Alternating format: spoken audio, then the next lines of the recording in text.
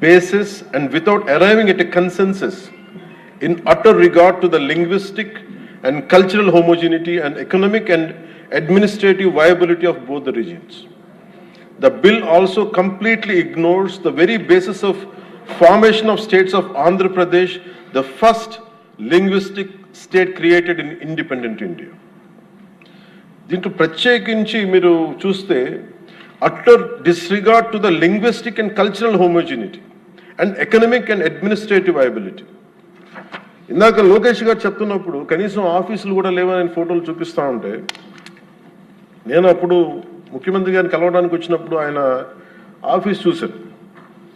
ఏదో ఇంజనీరింగ్ ఆఫీస్లో కూర్చొని ఆయన చేసే విధానం అంటే ఆయన క్వైట్ అన్ ఆప్టిమిస్ట్ కాబట్టి ఆయన చాలా బలమైన ఆశావాది కాబట్టి ఇక టెంట్ వేసుకుని మనం చేద్దాం డెవలప్మెంట్ చేద్దామన్న ముందుకు తీసుకెళ్తా ఉన్నారు.